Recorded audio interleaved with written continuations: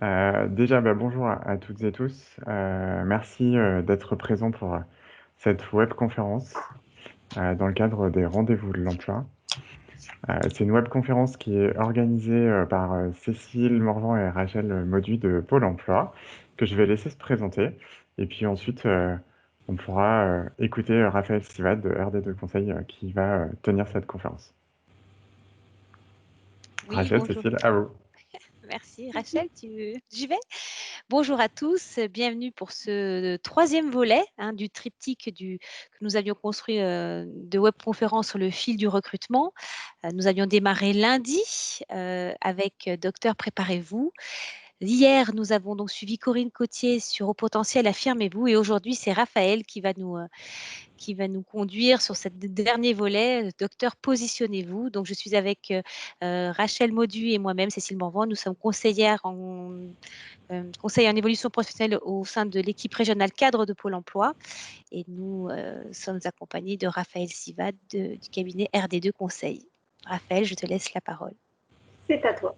Merci beaucoup. Bonjour à toutes et à tous. Donc c'est vraiment un plaisir d'être présent aujourd'hui avec vous. Bon, exercice que nous avons déjà un petit peu fait ensemble et aujourd'hui, je vais essayer de me concentrer sur des aspects en lien avec le recrutement spécifique des docteurs. Vous allez voir, c'est moi qui parle, Raphaël Sivad, et il y a Laurent Machelin qui est le dirigeant d'RD2 Conseil, qui est plus en sous-marin et qui prendra plutôt les commentaires et les réponses à questions. Donc, je vais switcher sur la présentation pour que nous puissions hop là, voir ce que je vous présente. Ça devrait commencer à s'afficher. C'est bon, Raphaël. On la met. OK. Super. Donc, la petite présentation sur l'intervention, donc recrutement docteur, positionnez-vous. Pour commencer, vraiment une très brève introduction sur qui je suis. Donc, je suis Raphaël Sivad, je suis chargé de recrutement scientifique. Aujourd'hui, dans cet écosystème professionnel qui vous concerne, je suis dans le rôle du recruteur indépendant et qui représente le cabinet RD2 Conseil. Très rapidement sur mon parcours, en fait, je ne viens pas du tout des ressources humaines. Je suis écologue de formation et j'ai un doctorat en sciences de l'environnement que j'ai soutenu en 2016 et j'ai une expertise en écologie moléculaire qui est donc relativement lointaine du sujet que nous allons traiter aujourd'hui, même si ça me permet d'avoir certains niveaux de compréhension. Depuis 2018, j'ai fait une réorientation dans le recrutement de profils scientifiques sur des profils cadres en middle et en top management. Maintenant, pour vous parler un peu plus d'RD2 Conseil, donc nous sommes un cabinet de recrutement indépendant, nous sommes des chercheurs de chercheurs. Donc, on a une expertise dans le fait de trouver des profils scientifiques et plus particulièrement des jeunes docteurs pour nos clients qui sont des entreprises éligibles au crédit impôt recherche.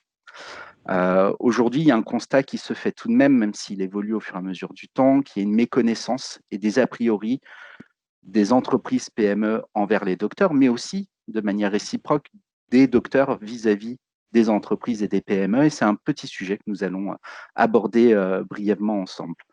Donc, le constat de cette difficulté, elle se situe aussi du côté des entreprises qui ont du mal à identifier les profils docteurs et de comprendre quelles sont les bonnes connaissances derrière. Donc, on va regarder ces aspects-là et c'est aussi là toute l'expertise de notre cabinet dans ce marché de l'emploi, car nous, au quotidien, nous permettons à des PME de recruter des docteurs, donc des experts dans leur thématique. Donc, nous sommes une sorte de décodeur. Pour commencer sur la question d'une méconnaissance partagée, l'idée n'est pas de faire un énoncé de l'ensemble des a priori qu'il peut y avoir, mais ces préjugés existent quand même un petit peu. Par exemple, pour les entreprises PME, peur potentielle docteur, nous citons, nous ne faisons pas de recherche fondamentale, mais sommes orientés produits, nous n'avons pas besoin de docteurs. C'est un préjugé qui existe et il y a un travail à faire pour faire comprendre qu'un docteur ne fait pas que de la recherche fondamentale, qu'il est complètement capable d'aller sur des aspects plus fonctionnels et appliqués. Et c'est toujours une question de l'écart qui peut exister entre les deux. Un autre exemple, je ne comprends pas son CV, ses compétences sont trop spécifiques. sur cet a priori. On en discutera par la suite, mais c'est une question avant tout de communication et de niveau de langage. Si on se met de l'autre côté, qu'on est dans le cadre du docteur qui peut avoir une méconnaissance de l'entreprise, on peut avoir la question du fait de devoir se vendre, alors qu'il peut s'agir plus de la question de devoir se valoriser à travers ses compétences scientifiques ou d'autres aspects.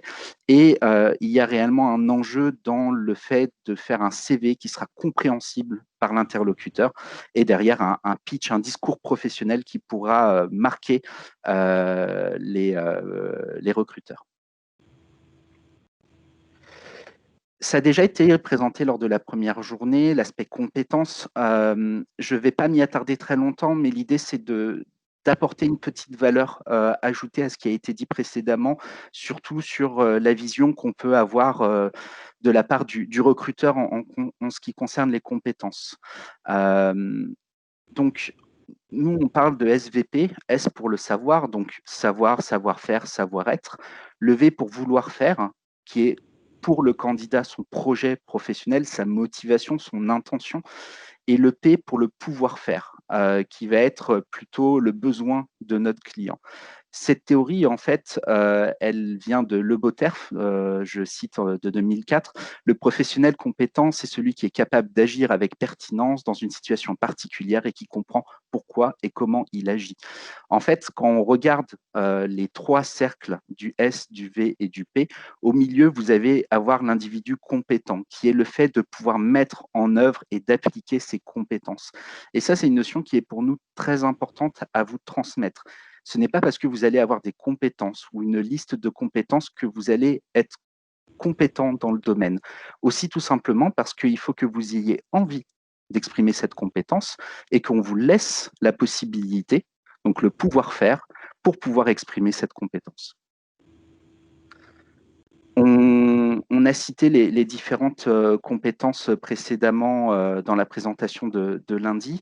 Ce qui me paraissait important quand même en termes d'outils, c'était de porter à votre connaissance, si jamais ce n'était pas le cas, le référentiel RNCP de mars 2019 qui référence l'ensemble des compétences des docteurs et aussi des sites comme la BG ou les écoles doctorales qui ont créé des outils, par exemple DocPro, qui permettent aux doctorants et aux docteurs de faire une introspection sur les compétences et leur mise en œuvre. Mathieu, s'il y a des questions à ce stade sur les compétences ou sinon je continue à dérouler. Je veux bien ton retour, s'il te plaît. Et Laurent nous a rejoints. Super. Tu peux continuer, il n'y a pas de questions à ce stade. Okay. Mais n'hésitez pas si vous avez des questions à soit les poser en levant la main, soit les écrire dans le chat. Merci beaucoup. Alors, maintenant qu'on a posé un petit peu le décor des différents acteurs, des a priori qu'on peut avoir, des compétences, comment les mettre en avant, là, l'idée, c'est d'essayer avant tout de se mettre de l'autre côté du miroir. C'est-à-dire qu'en tant que candidat, bon, on sait qui nous sommes, on a certains biais, mais qu'est-ce qui va être important pour la personne en face de nous? Comment réussir à valoriser, comment réussir à aller faire vibrer la corde qui est chez l'interlocuteur en face pour qu'on puisse être sur un bon niveau de discussion. Donc pour cela, il y a différents outils qui peuvent être utilisés. L'outil primordial est celui du réseau. Le réseau vous permet d'accéder à des professionnels, de vous informer, vous permet de savoir, obtenir des informations sur les entreprises et les différents acteurs au sein de ces entreprises. Cependant, le réseau est quelque chose qui s'anticipe. C'est vraiment un message important. Il faut anticiper l'usage du réseau. Et anticiper et travailler son réseau n'est pas une démarche de recherche d'emploi. On est vraiment dans quelque chose qui se bichonne. On doit faire attention à la manière d'interagir avec les personnes de son réseau qui elles-mêmes pourront vous ouvrir leur réseau et ainsi de suite pour rencontrer les bonnes personnes et avoir les bonnes informations, d'où le connaître et se faire connaître. Ce que je vous disais, le réseau amène le réseau. Sortir le entretien avec des contacts supplémentaires est un objectif que vous pouvez vous fixer lorsque vous allez rencontrer une personne à travers ce réseau.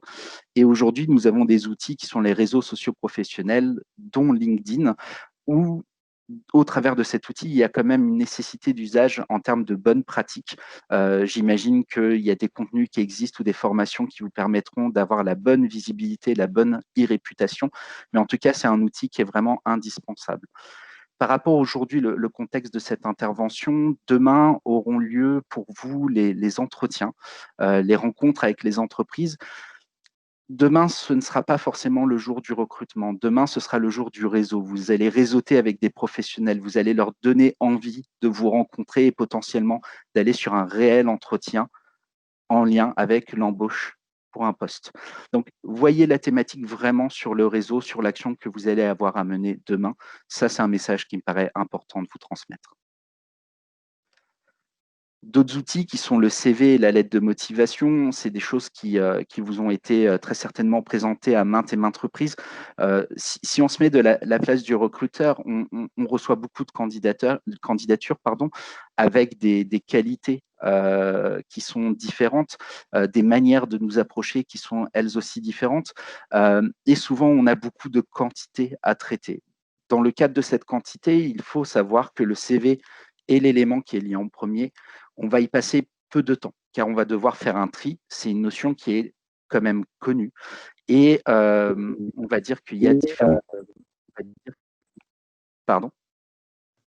Bon, je continue.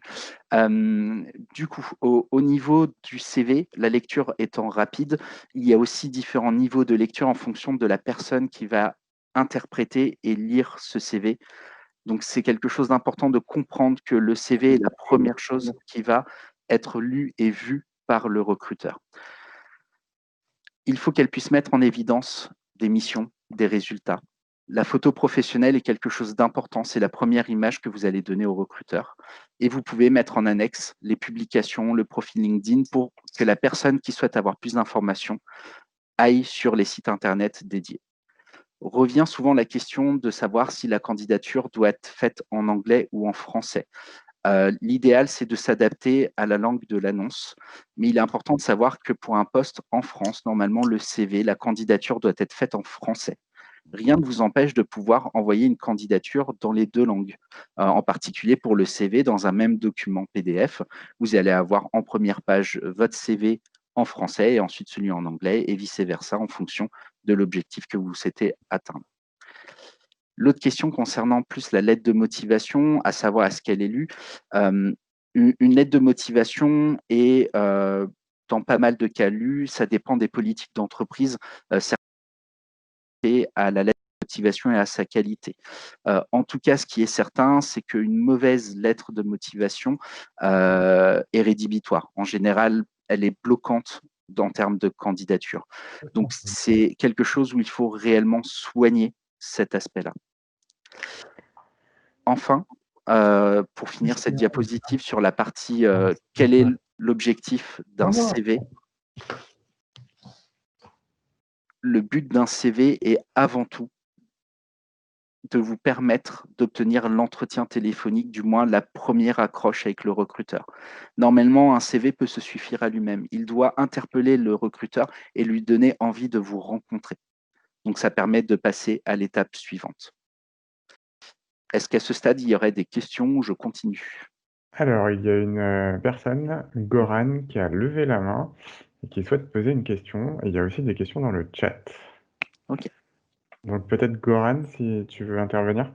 Pardon, c'est juste que j'étais un peu en retard avec ce webinaire et au hasard, j'ai cliqué sur le bouton lever la main pour poser la question. Je suis toujours en train d'essayer de comprendre où nous sommes avec le séminaire. Pardon pour la main. Alors, je Ouais. baisse votre main, comme ça, D'accord. ça c'est bon. Et du coup, dans le fil du chat, alors il y a plusieurs questions qui ont été posées. Laurent y a répondu en partie. Il y a eu une question sur est-ce qu'il faut mettre une photo sur le CV ou pas. Il y a une photo sur qu'est-ce qu'une annexe et comment en fait ajouter l'annexe à un CV quand on fait un envoi. Voilà. D'accord. Alors, concernant la photo, en soi, il n'y a pas d'obligation de mettre une photo. C'est tout de même vivement conseillé pour tous les métiers de représentation. C'est un choix qui vous appartient. Nous, chez RD2 Conseil, on a une préférence pour l'usage de la photo, mais ça doit être une photo professionnelle. C'est le retour en termes positionnement de notre cabinet sur ce point-là. Après, réellement, en soi, le sujet de la photo est une option ouverte à la stratégie de chacun dans son mode de candidature. Sur la deuxième question, sur la question des annexes, quand vous envoyez un email de candidature, par exemple, vous pouvez mettre d'autres documents en annexe, c'est-à-dire en pièce jointe de votre email, dont un dossier de compétences ou d'autres documents qui vous paraîtraient pertinents par rapport au recrutement qui est en cours. L'autre possibilité, c'est dans votre CV, vous pouvez aussi insérer des liens cliquables pour qu'un recruteur qui voit le PDF de votre CV puisse cliquer et directement être redirigé vers le LinkedIn, vers le ResearchGate ou toute autre plateforme, même votre site internet personnel s'il est existant, pour pouvoir avoir l'ensemble des informations qui vous concernent. Du coup, je vais continuer la présentation. Alors, Raphaël, on a 2 autres questions qui sont Ouais. arrivées. La première, c'est qu'est-ce que tu appelles une photo professionnelle? Mhm. Il y a une autre question sur la forme du CV en anglais. Est-ce qu'elle doit être la même que celle du CV en français? Ok. Alors, qu'est-ce que j'appelle une photo professionnelle? C'est une photo qui, dans l'idée, a été faite exprès pour pouvoir accompagner un CV qui est capable de retranscrire votre identité professionnelle. Je reste à un niveau conceptuel peut-être un peu flou encore. Je vais aller dans la réponse standard qui est ça ne devrait pas être une photo de vos vacances. Ce n'est pas le propos. C'est en tout cas, la photo est une question d'image. Sachez que quelqu'un qui va lire votre CV va être face à cette photo et si vous mettez une photo qui n'a pas une apparence professionnelle, elle peut induire une interprétation mauvaise. Donc, quitte à mettre une photo, autant mettre une photo professionnelle. Je pense que c'est des sujets qui sont traités des fois dans des associations. Je fais référence par exemple à Biodox Lyon, où quand ils participent à un forum biotechno, il y a un photographe professionnel qui vient et qui accompagne les doctorants, les docteurs ou les participants au fait de pouvoir faire des photos dites professionnelles. La deuxième question, je suis désolé, je l'ai loupée. Mathieu. La question, c'était, est-ce que la forme du CV en anglais est la même que la forme du CV en français? Ok. C'est-à-dire une traduction de l'un à l'autre, ou est-ce qu'il y a différents modèles en fait de CV selon si on est en langue française ou en langue anglaise? Ok. Alors, en France, on a plusieurs spécificités de recrutement par rapport aux pays européens ou même au niveau international. Par exemple, en Europe, normalement, le CV standard est censé être Europass. Et en France, le CV Europass est très rarement utilisé ou en tout cas, il ne correspond pas aux grilles de lecture culturelles françaises. Donc, par exemple, le fait de vous renseigner sur l'entreprise que vous ciblez vous permettra de savoir potentiellement quel est le mode de lecture. Par exemple, si vous ciblez une entreprise où vous allez candidater à travers un site internet où vous savez que le pôle talent va être déporté dans un autre pays et qu'on est sur une culture à l'américaine, vous pouvez aller sur un CV qui ne respecte pas forcément les standards français. Par contre, quand vous candidatez en France sur un poste, on va dire, d'une entreprise à culture française, le CV français est quand même apprécié et je pense qu'il faut aller sur une traduction en anglais de ce même CV. J'espère que ça répond à la question. Je vais continuer sur la présentation. En termes d'entretien de recrutement, qui est l'étape d'après d'avoir eu sa candidature qui a été validée et on arrive au moment de pouvoir rencontrer le professionnel pour avoir un premier échange. Le recrutement reste tout de même un face-à-face, un jeu relationnel entre différentes personnes sur un plan professionnel. Et du coup, il y a un discours à tenir sur la question de les compétences du docteur. Et il faut vraiment, en tant que candidat docteur, s'intéresser à la compréhension que le recruteur va avoir de ce sujet-là. Il faut donc prendre soin de répondre aux besoins du recruteur, car il va avoir besoin d'être rassuré et être mis en confiance. C'est valable pour tout type de recrutement. Ça ne s'adresse pas aux docteurs uniquement, c'est vraiment, vraiment systémique.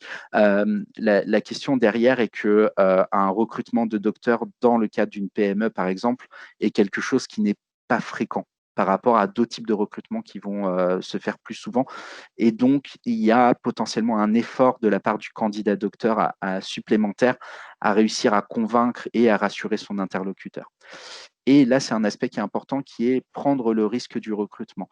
Dans les discours qu'on peut entendre sur les conseils de comment être en entretien, moi, je conseillerais aux personnes d'être elles-mêmes, donc toujours dans une attitude professionnelle, mais ne pas hésiter à prendre le risque de partager potentiellement des opinions sur des techniques ou ce genre de choses. En tout cas, avoir un discours qui puisse être marqué avec les informations que vous aurez obtenues en amont pour essayer de convaincre au maximum l'interlocuteur que vous aurez en face de vous.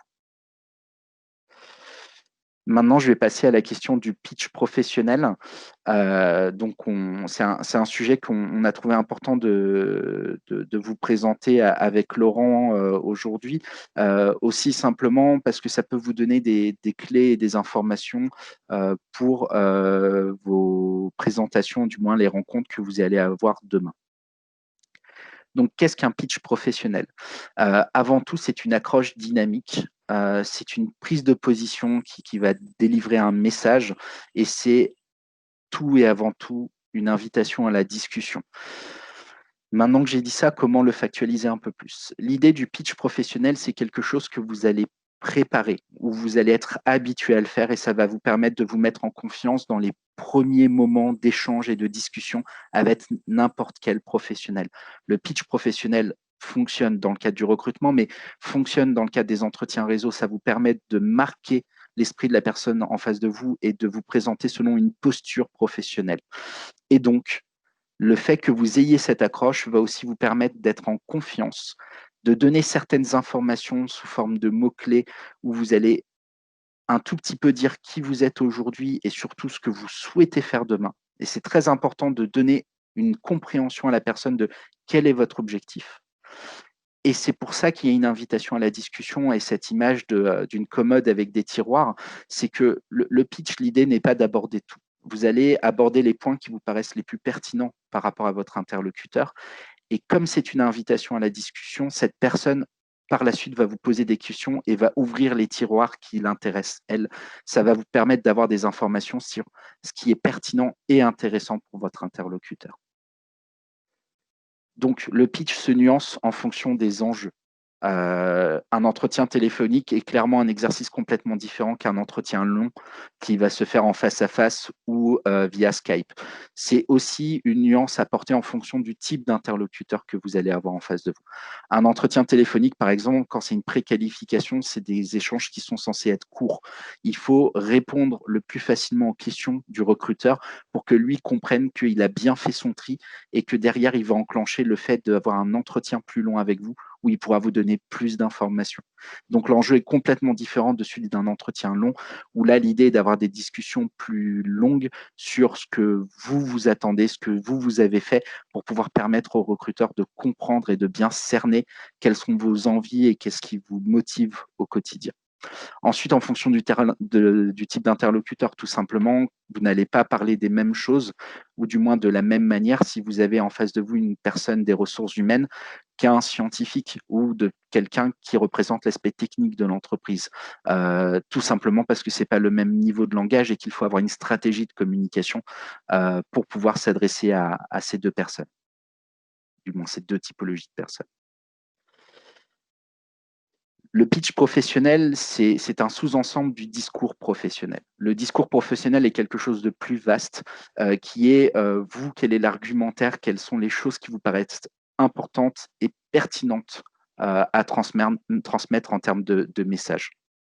Et pour ça, à chaque fois que vous vous retrouvez dans une situation professionnelle dans laquelle vous devez communiquer avec quelqu'un, il est très important que vous ayez à l'esprit un objectif clair. Quel est votre objectif? Quel est votre enjeu à ce moment-là dans ce discours professionnel que vous allez avoir. Et donc, pour atteindre cet objectif, vous allez mettre au point une communication stratégique. Donc, le pitch professionnel qui vous sert d'ouverture pour ensuite aller sur un discours professionnel où vous allez avoir les ouvertures des différents tiroirs pertinents pour votre interlocuteur qui vont aller dans le sens de le convaincre à l'idée d'aller plus loin avec vous. Mais n'oubliez pas d'avoir toujours les 3-4 messages principaux que vous souhaitez transmettre. Cette personne va peut-être ouvrir des tiroirs, mais il est important pour vous que sur certains aspects, vous passiez les messages qui pour vous sont nécessaires dans le cadre de ce discours professionnel. Enfin, concernant le discours professionnel, encore une fois, il est très important de se mettre à la place de son interlocuteur. Et donc, ça implique, particulièrement pour les profils docteurs, c'est de prendre du recul, comprendre que notre propre intégrité, notre soi est différente du soi professionnel. C'est pas parce qu'en face de vous, il va y avoir une question qui va être mal posée, qu'on va être dans un préjugé potentiel, que forcément, ça vous affecte vous directement. Ça peut être simplement de la maladresse. Donc, la meilleure manière de pouvoir répondre à ce genre de questions ou de maladresse, c'est de prendre du recul, comprendre que des fois, les personnes, les recruteurs, ne savent des fois pas simplement comment poser une question ou peuvent tomber dans certains travers de préjugés, du moins dans la formulation de la question, tout simplement parce qu'ils n'ont pas connaissance de votre réalité, de votre vécu professionnel. Et donc là, c'est important de vous dire de rester professionnel en toutes circonstances. On parlait de l'aspect où une question était potentiellement mal posée, que ça allait vous irriter. L'inverse est vrai. Avoir de l'empathie ou de la sympathie lors d'un entretien, c'est-à-dire un entretien très fun où ça se passe très très bien avec l'interlocuteur, ne veut pas dire que ce sera un entretien qui sera réussi. Surtout si vous en oubliez votre objectif et vous oubliez les messages indispensables à transmettre à votre interlocuteur. Ce qu'il faut que vous sachiez, c'est que cette personne que vous aurez eue en entretien, potentiellement, après, elle va devoir défendre votre profil par rapport à d'autres profils. Il faut qu'elle puisse repartir avec les bons éléments pour pouvoir présenter votre profil potentiellement à ses supérieurs ou aux autres personnes décisionnaires dans le cadre de ce recrutement. Donc, rester professionnel, c'est ça aussi, c'est bien vérifier à la fin de l'entretien que votre interlocuteur qui est recruteur a bien l'intégralité des informations qui lui sont nécessaires dans sa prise de décision. Mathieu, s'il y a des questions. Eh bien, écoute, c'était très clair, il n'y a pas de questions. Ok, donc je continue. Merci. On a commencé à en parler au tout début. On va aborder le sujet du crédit impôt recherche, qui est un dispositif fiscal qui est spécifique à la France, qui existe maintenant depuis un certain nombre d'années et qui permet d'accompagner les entreprises dans le financement de la recherche et le développement en France. D'accord. Je ne vais pas rentrer dans les spécificités de ce dispositif, aussi tout simplement parce que je ne suis pas expert en la question, mais c'est important pour un docteur et même un jeune quand il va candidater à un poste qui relève de la recherche et développement au sein d'une entreprise, il est important qu'il ait connaissance de ce dispositif fiscal à différents niveaux. Un premier niveau, c'est déjà simplement savoir que le CIR existe et que ça permet à l'entreprise de pouvoir avoir une aide de l'État sur le financement de sa R&D. Ensuite, il y a un autre aspect qui est important, qui est qu'il y a un dispositif jeune docteur. Donc un jeune docteur, sa rémunération est prise en charge à hauteur de 120% durant les 2 premières années de CIR.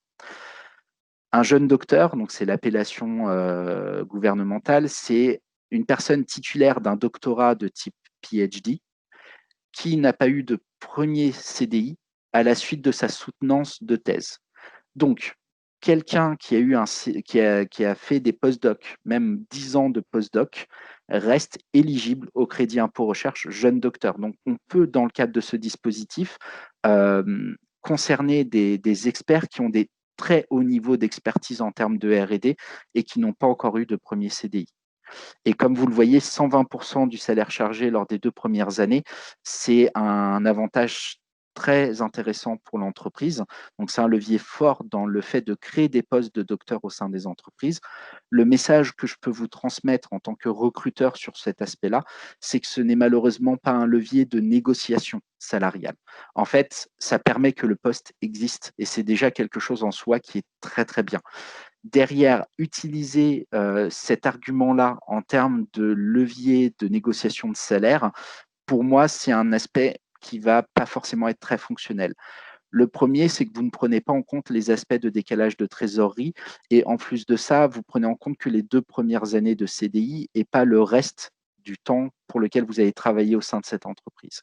Et derrière, dans une entreprise, quelle qu'elle soit, il y a un existant, il y a un équilibre en termes de rémunération à travers des politiques de rémunération et de respect de balance entre les genres ou les différents types de professions pour que cette entité qu'est l'entreprise puisse fonctionner. Donc, il faut prendre en compte ces différents éléments lors de la négociation salariale et le fait, encore une fois, d'utiliser l'aspect jeune docteur n'est pour moi pas forcément le meilleur levier à utiliser. Donc, le jeune docteur, c'est quelque chose que je vous ai présenté juste avant. Donc, premier CDI après la thèse. Il faut que le personnel R&D de la société n'ait pas été en baisse précédemment. Et il faut que le projet sur lequel le docteur va travailler soit reconnu par le crédit impôt recherche comme réellement une activité de R&D. Et ça, c'est un élément où, avec Laurent, on est complètement d'accord d'insister dessus, c'est que pour vous, en tant que docteur, c'est un gage de qualité. Voyez-le vraiment comme le fait que l'entreprise qui vous recrute sur un poste de jeune docteur est en train de vous garantir, sous le couvert du gouvernement, que vous allez réellement faire de la R&D. Donc, au moins, ça vous permet de savoir que derrière, sur votre activité, au moins un certain pourcentage de votre temps, vous allez réellement vous consacrer à de la recherche et développement. Donc voilà, Mathieu. Il y a une question de Audrey qui demande... Passer. Okay. Qui demande si on peut je se t'écoute en servir même de temps, je l'existence repasse. du crédit impôt recherche pour faire des candidatures spontanées. Et deuxième question, c'est est-ce qu'il est intéressant de mentionner dans la lettre de motivation ou dans le CV qu'on est éligible au CIR? Tout à fait. Comme Laurent vient de le mettre dans le chat, effectivement, si vous avez connaissance du dispositif et de votre situation personnelle, il est important de le mettre et de l'indiquer dans votre CV, surtout sur les postes en lien avec du R&D. C'est-à-dire que si vous indiquez ça dans votre CV et que ce n'est pas une candidature pour un poste de R&D, c'est une information qu'il ne faut pas mettre, bien évidemment. Mais en tout cas, si vous visez un poste de R&D, vous allez faciliter le travail du recruteur en prenant cette position-là, en affirmant le fait que vous êtes éligible au crédit impôt recherche, jeune docteur, tout simplement aussi car votre CV a une valeur légale dans le cadre d'un recrutement.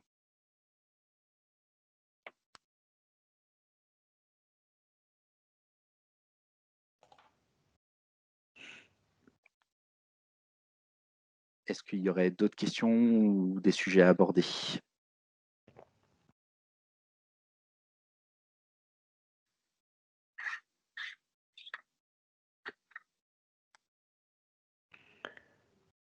A priori, ça a été assez clair, Raphaël. N'hésitez pas, si vous avez des questions, hein, vous pouvez intervenir, vous pouvez aussi les poser dans le chat. On est là justement pour ça.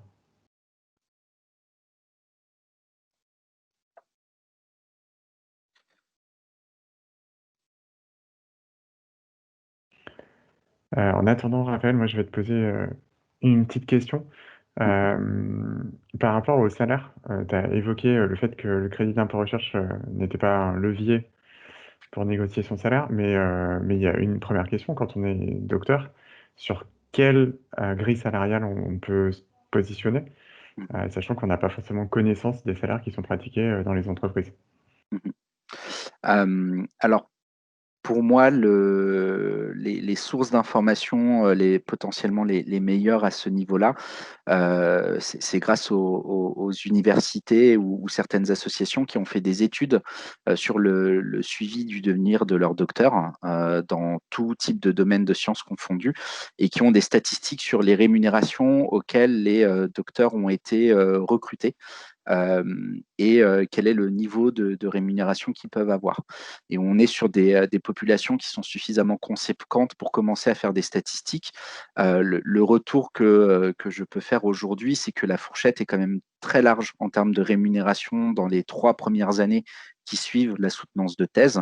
Ça va pour le 95% de la population entre 30 000 bruts annuels jusqu'à 60 000 bruts annuels, avec des gros écarts de rémunération en fonction des sciences et disciplines, et aussi en fonction du type de postes qui vont être pris en entreprise.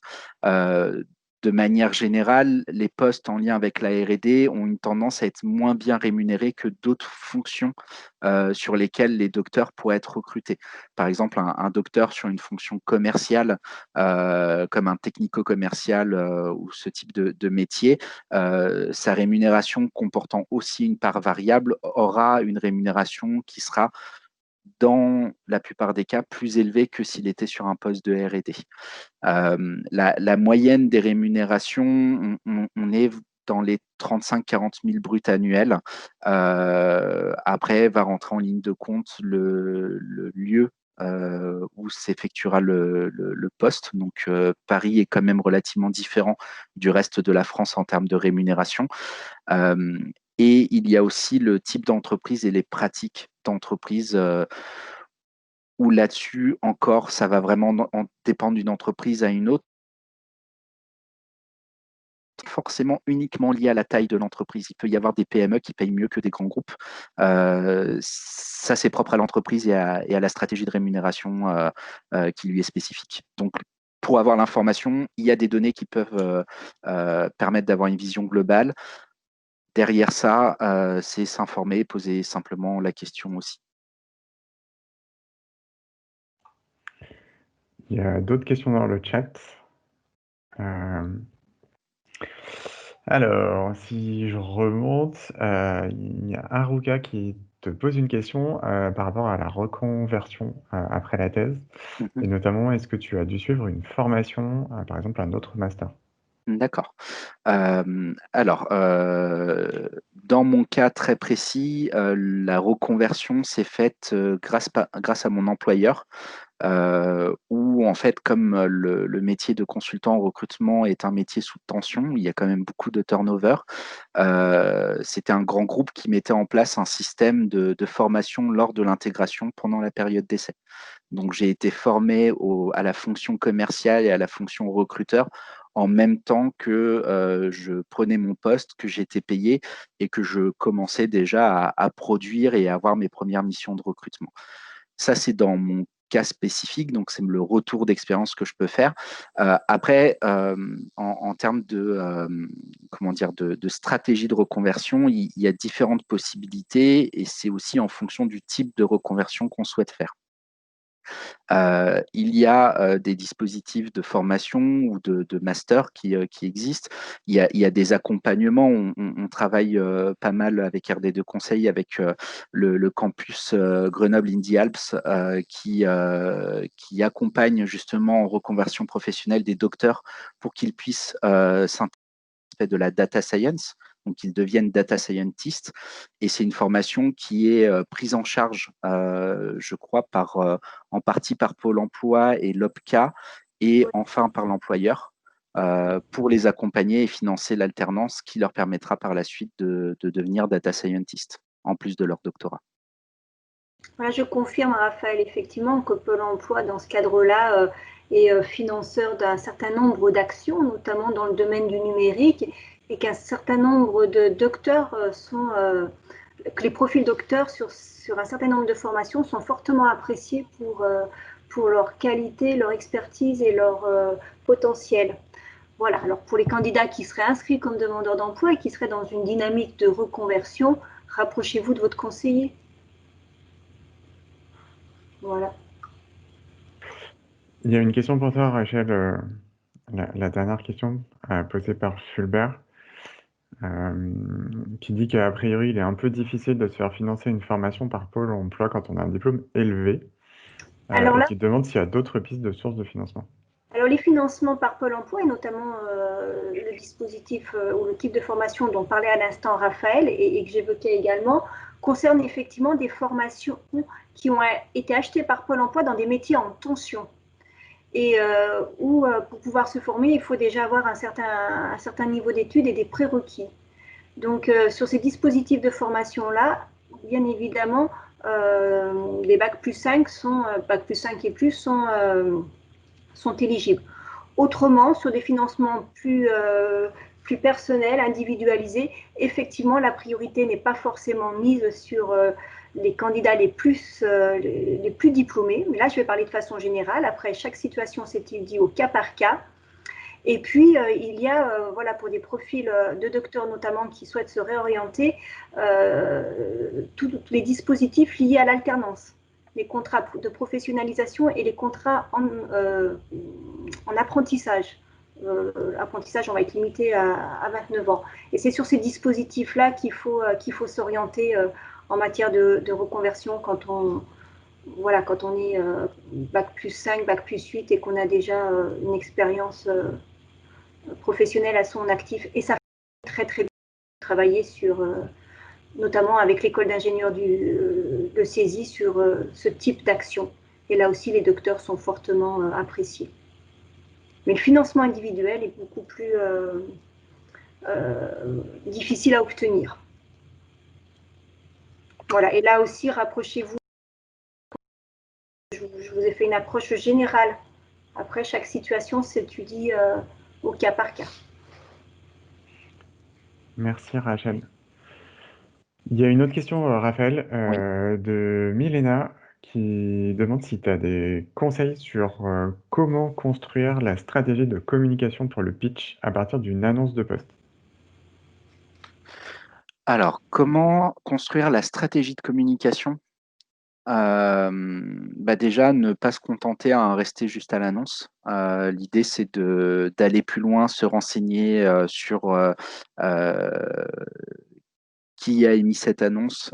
Donc, soit c'est un intermédiaire, donc des fois c'est difficile pour savoir qui est le client final, mais des fois avec les mots, la structure de l'annonce, il est possible de remonter à une autre annonce existante ou à l'identité de l'entreprise initiale. En tout cas, le premier point d'appui pour aller sur une stratégie de communication, c'est la recherche d'informations. Une fois qu'on obtient un certain niveau d'information, ça permet de comprendre mieux les enjeux qui sont spécifiques et inhérents au recrutement. Et donc l'idée, c'est de réussir à identifier et même des fois à faire du guessing, donc à essayer de deviner à travers son pitch, si on a vu juste ou non sur le besoin. Moi, je préfère quelqu'un qui tente sa chance et qui me dit, j'ai clairement compris ça.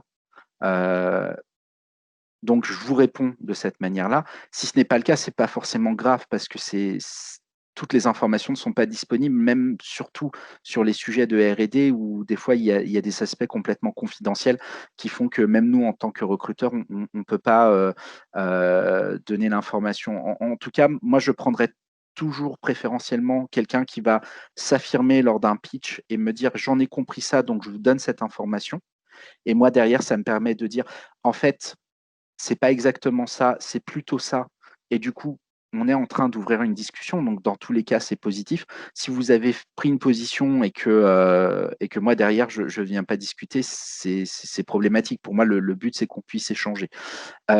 L'autre aspect de comment préparer son pitch en termes de stratégie de communication, c'est inclure dans le pitch en tant que tel le fait de potentiellement vous adresser directement à l'intervenant en lui posant des questions ouvertes, c'est-à-dire finir le pitch en disant voilà, par rapport aux éléments que je vous ai donnés, quel est l'élément que vous souhaiteriez que je développe le plus?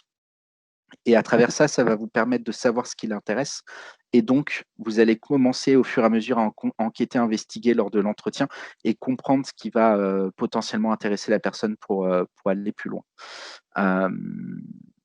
Voilà à peu près mes conseils sur comment construire une stratégie de communication. Mais effectivement, pour moi, c'est le point primordial, c'est l'information et aussi l'envie d'être convaincant. Super. Il y J'ai a vu une passer une question. question sur les SHS. Ouais, justement, c'est celle que j'allais te poser. Cool. C'est une question de Amal qui, du coup, dit que ta présentation était a priori plutôt orientée docteur en sciences dures, en tout cas dans ce qu'il en a perçu. Et du coup, se demande pour les sciences sociales, les sciences politiques, quel est l'intérêt en fait des entreprises sur ces domaines-là? Alors, très clairement, la présentation s'adressait à tous les docteurs en sciences, quelle que soit leur discipline. À partir du moment où ces professionnels souhaitent s'adresser au domaine privé. Donc, les sciences humaines et sociales, pour moi, étaient complètement inclus dans mon discours. D'ailleurs, actuellement, nous avons un poste ouvert en sciences de communication en termes de recrutement. Nous avons aussi eu des recrutements en sciences de la finance et en économétrie. Donc, voilà, le distinguo sciences dures, sciences molles, moi, c'est un sujet qui ne me plaît pas trop. Mais en tout cas, je pense que les conseils que nous avons pu donner à travers cette présentation sont pleinement valables pour quelqu'un qui est en sciences humaines et sociales. À savoir aussi, et ça c'est un point que ça m'y fait penser, je ne l'ai pas forcément abordé, dans le cadre du crédit impôt recherche, votre éligibilité en tant que docteur en sciences s'intéresse au fait que vous ayez un doctorat en sciences, mais n'a pas d'incidence en termes de discipline. Donc, si vous avez un doctorat en économie, rien ne vous empêche d'être recruté en tant que jeune docteur au sein d'une entreprise privée et bénéficier du dispositif jeune docteur du crédit impôt recherche sur un poste qui concernerait par exemple la data science ou la communication du moment que c'est de la R&D et que c'est éligible. Il n'y a pas de distinguo ou de discrimination entre les différents types de sciences, c'est vraiment le diplôme du doctorat et le poste de R&D dont le projet est éligible au crédit impôt recherche. C'est vraiment les deux briques. Concernant les SHS, je pense que c'est intéressant. Je pense qu'il y a même plus d'ouverture et de possibilités à partir du moment où on arrive à identifier des besoins chez des entreprises, de les contacter directement et de leur dire, voilà, moi je me suis intéressé à ce que vous faites. Je pense que mon expertise en tant que docteur en SHS peut vous être pleinement pertinente. Les docteurs en sciences dures, si on souhaite les appeler comme ça, ont peut-être déjà un peu plus pris le pas pour aller utiliser ce genre d'outils. Peut-être qu'en SHS, il y a encore plus de possibilités. Il faut tester, il faut voir et il faut contacter les personnes. Il y a aussi une question de Mariette et puis de Milena qui a rebondi sur la question de Mariette. Donc Mariette, en fait, a récemment postulé pour un poste d'ingénieur R&D avec 3 à 5 ans d'expérience, sachant que il est docteur avec 7 ans d'expérience postdoctorale.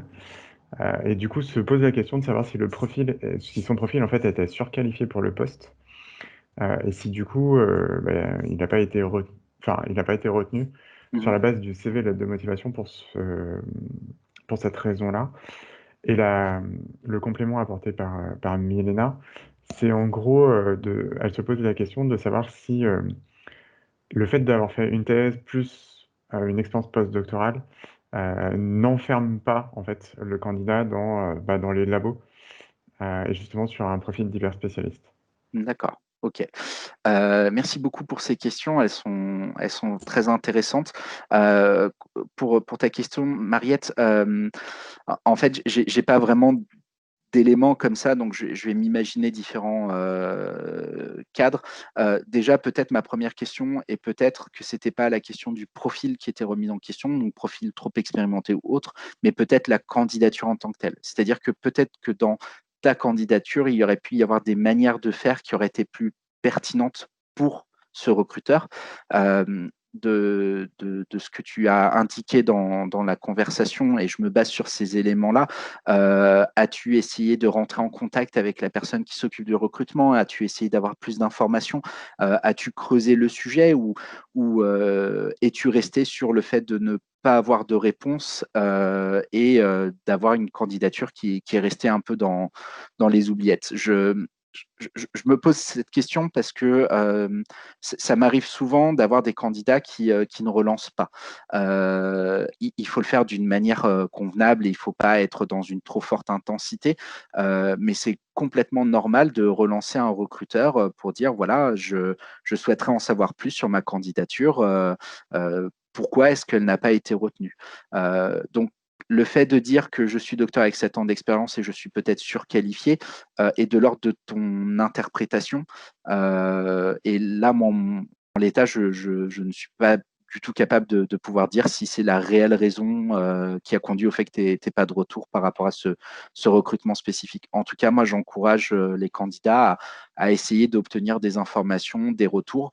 Donc, il y a des manières de faire cela pour obtenir des retours, c'est vrai, et on n'en obtient pas toujours. Mais quand même, quand on va chercher un petit peu, on arrive à obtenir des retours. Pour compléter sur la question de Milena, en fait, le postdoc peut être un levier formidable pour intégrer une entreprise. Ça dépend du postdoc, de est-ce qu'on a été en amont dans sa création, est-ce qu'on a participé au projet ou est-ce qu'on était plus dans une attitude passive qui est j'ai trouvé un sujet de recherche, je l'ai mené, mais sans forcément l'inclure dans un projet de carrière professionnelle. Il n'y a aucun jugement ni critique dans mon propos, c'est vraiment pas ce que je souhaite dire. Ce que je veux dire, c'est quand vous faites un postdoc, le conseil que je pourrais vous donner, c'est de vous dire comment ce postdoc, au-delà de me permettre d'avoir un CDD dans l'immédiat et tout simplement aussi de me nourrir en continuant à être scientifique, parce que c'est quand même important, comment ce postdoc, par la suite, va me permettre d'avancer et de pouvoir continuer ma carrière de professionnel. Et à partir du moment où vous commencez à vous poser cette question, en fait, quand vous êtes en postdoc, il y a la recherche que vous menez, mais vous êtes aussi en position de force pour monter des projets. Moi, je connais des personnes qui sont en postdoc et qui ont utilisé leur postdoc pour créer des partenariats. Et en fait, c'est grâce aux partenariats qu'ils ont créés durant leur postdoc qu'ils ont obtenu leur CDI dans une industrie, dans une PME, parce qu'ils ont créé le partenariat. Ça a permis de faire en sorte que tout le monde travaille ensemble. Et derrière, ils ont créé leur propre poste en apportant sur un plateau d'argent des solutions pour leurs futurs recruteurs, employeurs.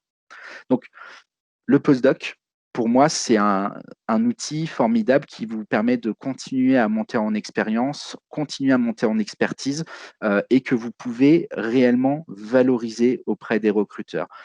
Encore est-il qu'il faut le valoriser en tant qu'expérience professionnelle et pas en parler comme juste une étude, c'est-à-dire qu'il faut mettre en avant le projet que vous avez mené, comment vous l'avez fait, toute l'histoire qui va derrière sur le fait de valoriser l'expérience, de valoriser la compétence, comme Verneil Formation l'avait expliqué très justement lundi.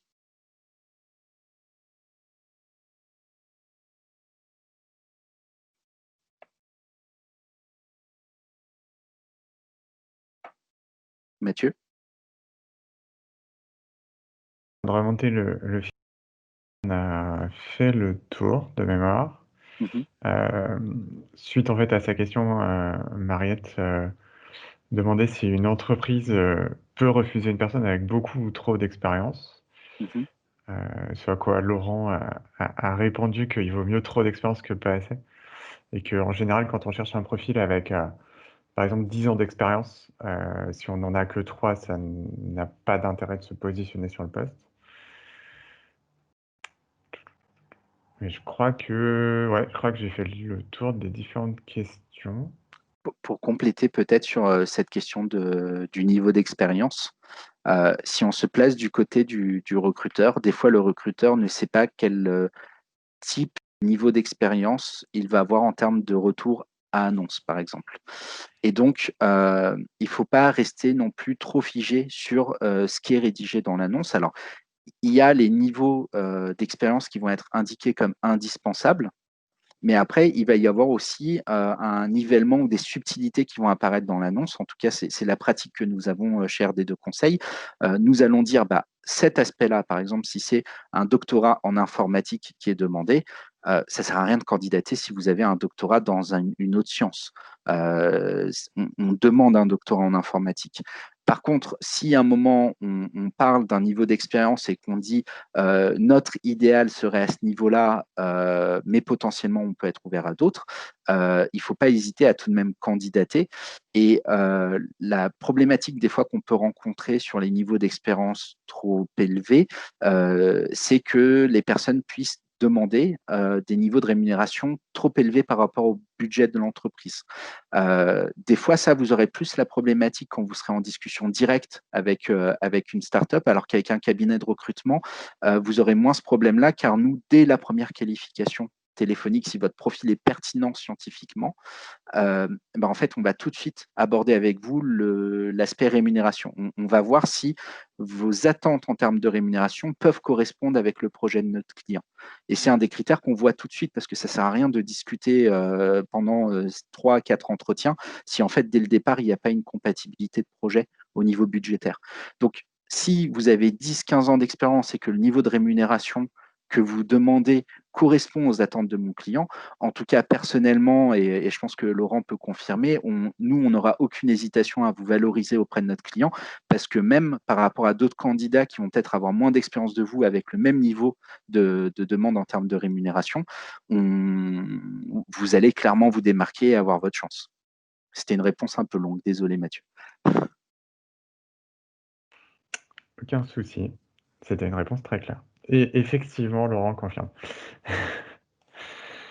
Alors, il y a 2 autres questions qui viennent d'arriver. Une question de Fulbert. La plupart du temps, quand on n'est pas retenu pour un poste, les recruteurs ne précisent pas le pourquoi. Mhm. Comment faire pour s'améliorer si on ne connaît pas ces problèmes? C'est une très bonne question. Je vais faire un premier retour qui concerne l'activité professionnelle que nous avons chez RD2 Conseil, car je la connais bien, donc je peux en parler relativement librement. Dès qu'on a un retour qu'on peut faire à un candidat, donc j'entends un candidat qui a passé les process de sélection avec nous et qui a été présenté auprès de notre client. D'accord? Donc, on est sur une étape avancée. À partir de ce moment-là, nous, chez RD2 Conseil, on fera tout notre possible pour donner un retour à nos candidats. Malheureusement, il y a des fois, nos clients ne nous communiquent pas d'informations à part le fait que la candidature n'est pas retenue.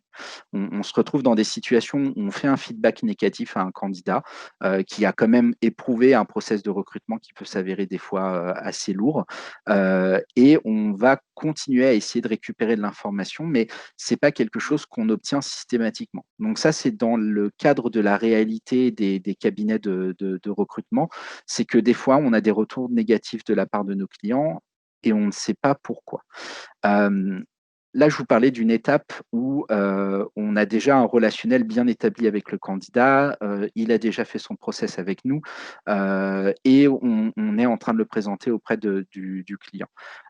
À partir du moment où, chez RD2 Conseil, on a commencé à avoir un entretien téléphonique ou un entretien Skype ou en physique, on est déjà dans une relation qui fait que nous, on fera des feedbacks.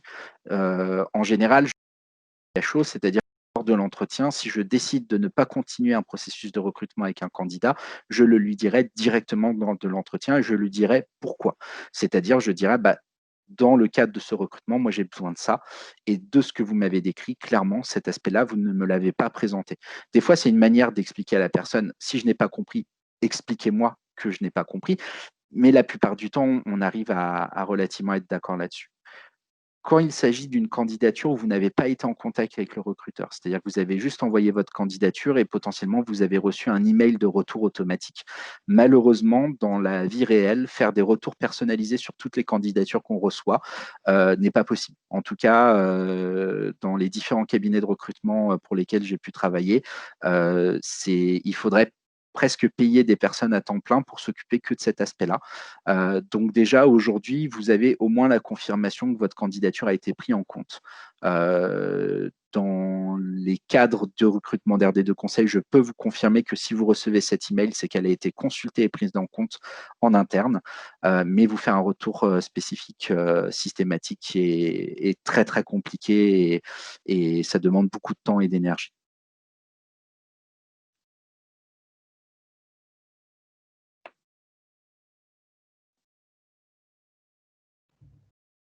Mathieu? Oui, et ben écoute, je pense on a fait le tour.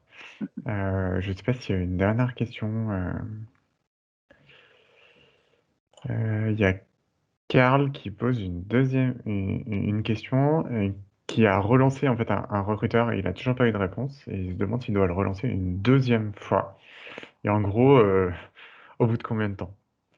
Alors, oui, pourquoi pas, ça dépend comment c'est fait. Donc, est-ce que la relance, elle est téléphonique? Est-ce que la relance, elle est par email? Est-ce que la relance, elle se fait sur LinkedIn? Dans les cadres des relances, ce que vous pouvez vous dire, c'est que si vous êtes dans le réseau LinkedIn du recruteur et que vous lui envoyez un message, en fait, lui, c'est une notification et c'est pas la même lourdeur applicative qu'un email. Dans un cadre professionnel, on n'est pas en train de lire nos emails en permanence, donc les emails ont tendance à s'accumuler et c'est aussi pour ça que des fois, on répond pas à toutes les sollicitations. Dans le cadre d'une notification LinkedIn, peut-être que très rapidement, la personne pourra vous dire si oui ou non elle peut vous faire un retour. Après, c'est aussi des pratiques. Je ne peux pas m'exprimer sur comment fonctionnent tous les autres recruteurs. En tout cas, pour moi, il me paraît concevable que quand on a été dans un processus relativement avancé, il est normal de pouvoir un minimum insister pour essayer d'avoir une réponse.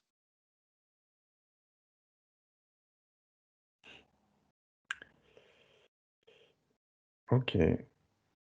Eh ben écoute, a priori, moi, j'ai pas d'autres questions. Je ne sais pas si Rachel ou Cécile, vous voulez intervenir, ou peut-être Laurent, hein, je ne sais pas. Alors, pour ma part, Raphaël, est-ce que tu pourrais insister sur la démarche réseau? Elle n'est pas si facile. C'est un autre métier que de démarcher, de proposer, de contacter, que l'expertise qu'on peut porter au travers d'une formation ou d'une expérience. Ce n'est pas si facile, même pour des personnes expertes de leur savoir-faire. C'est autre chose, cette démarche réseau. Il y en a souvent au sein de l'équipe régionale cadre de Pôle emploi, on rencontre cette problématique. Comment je fais? Finalement, c'est difficile de se faire valoir et puis de prendre contact. Sous quel angle? Est-ce que tu peux juste un petit peu détailler cette partie-là? Alors, sur la démarche réseau,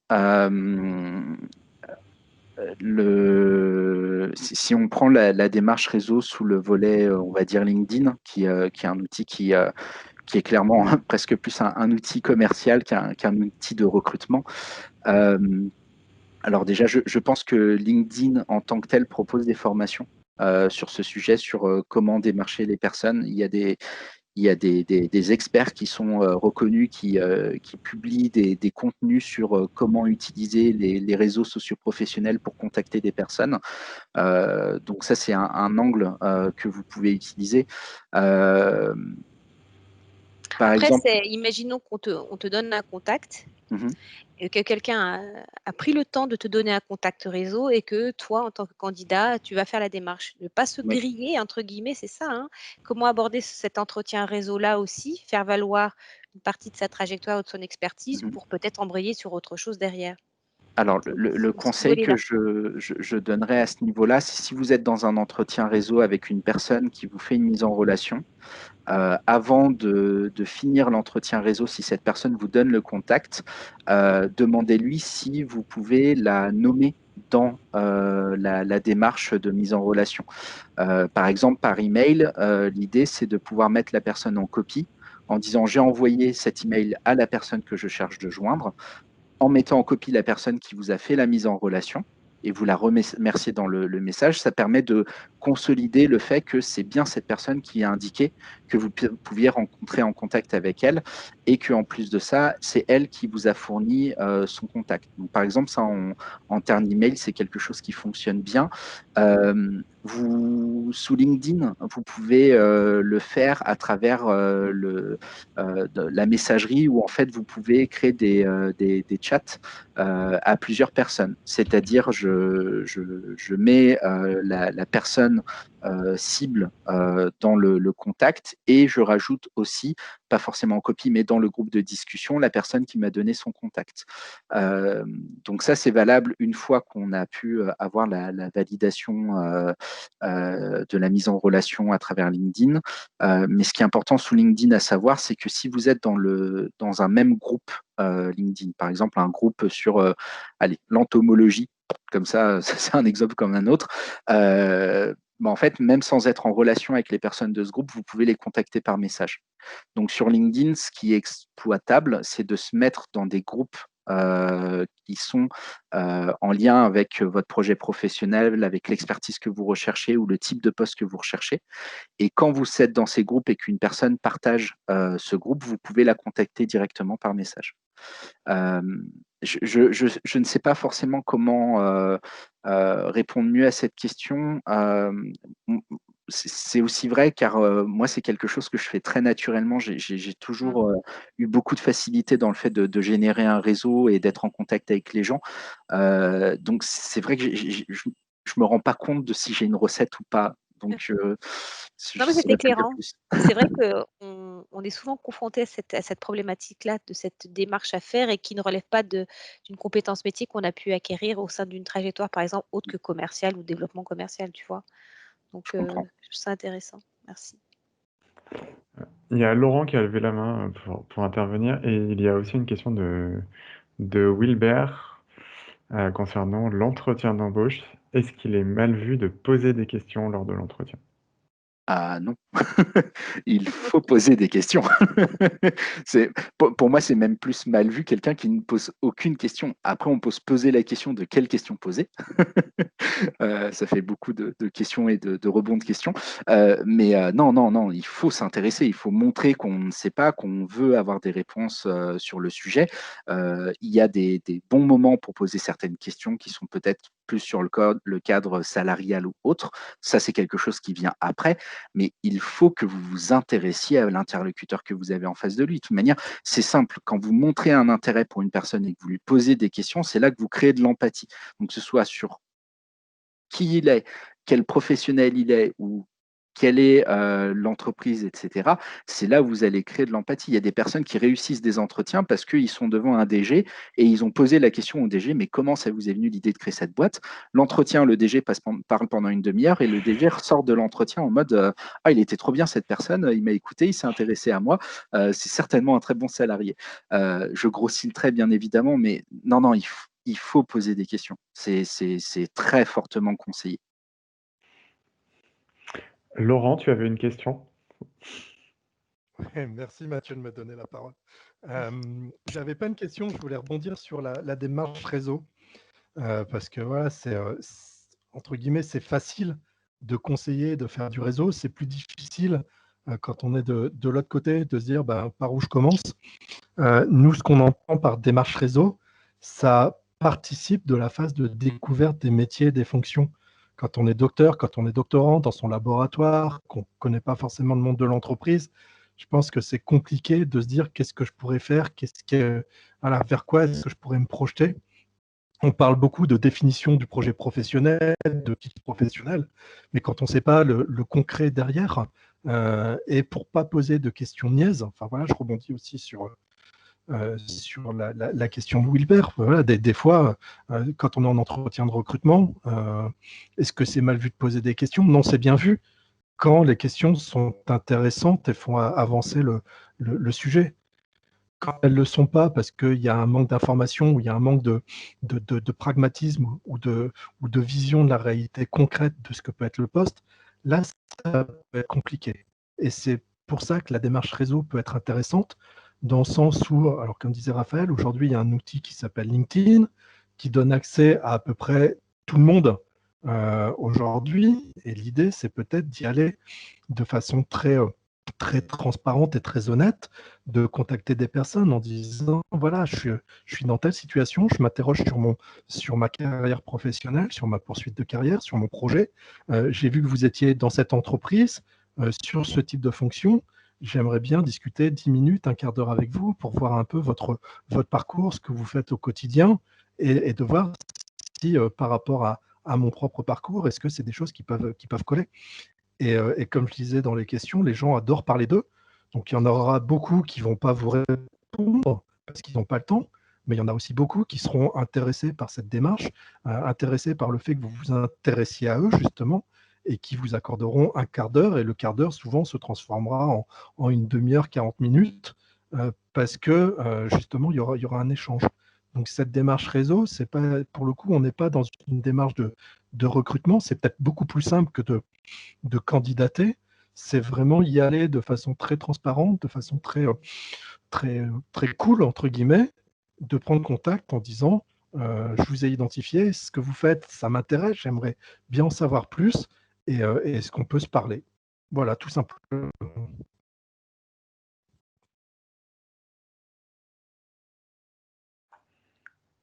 Merci pour le compliment, Laurent. Merci Laurent. C'était très clair. Est-ce que du coup, il y a d'autres questions? Je pense on a dépassé l'heure qu'on s'était donné, mais si jamais vous avez encore une question, on peut la poser.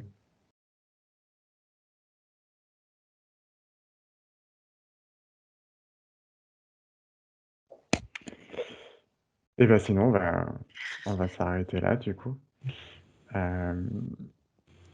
Merci beaucoup Rachel et Cécile d'avoir monté cette session ainsi que les deux autres lundi et mardi. Merci pour en tout cas toute l'aide que vous avez apportée à la préparation de ces rendez-vous de l'emploi avec les autres membres du comité de pilotage. Merci beaucoup Raphaël d'être intervenu pour cette session, d'avoir partagé ta vision et la vision de RD2 Conseil au global sur le positionnement des docteurs. On a la chance d'être fortement en lien avec vous sur ces questions-là et de pouvoir interagir assez fréquemment. Donc, c'est vraiment très intéressant. Ça nous apporte beaucoup. Et on espère surtout que ça aura apporté beaucoup aux doctorants et aux docteurs qui étaient avec nous aujourd'hui. Tout à fait. Cécile, Merci Rachel, si beaucoup. vous avez un mot, ou Raphaël, si tu as un dernier mot, n'hésitez pas. Et puis ensuite, Non, on vous libérera pour l'après-midi. je voulais remercier tout le monde d'avoir assisté à ce triptyque parce qu'on repère des noms qu'on a suivis depuis le début de la semaine. De remercier évidemment les animateurs qui ont joué le jeu tout de suite et qui se sont mobilisés sans condition en étant animés par le sujet. Donc merci Raphaël et Laurent, Corinne Cotier hier et puis évidemment lundi Emmanuel et Romain Masson. Donc ça c'est voilà, c'est intéressant, c'est rassurant aussi de voir que le sujet, que les personnes se sont saisies de ce sujet, hein, de l'emploi des docteurs dans le secteur privé.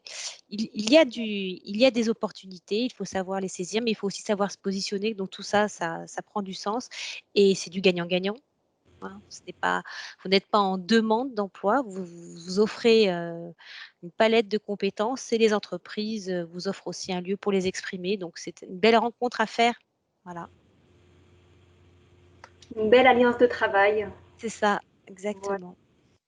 À la fois sur l'organisation de cet événement, mais c'est aussi comme ça que chacun d'entre vous doit envisager sa future collaboration en entreprise, comme une alliance de travail.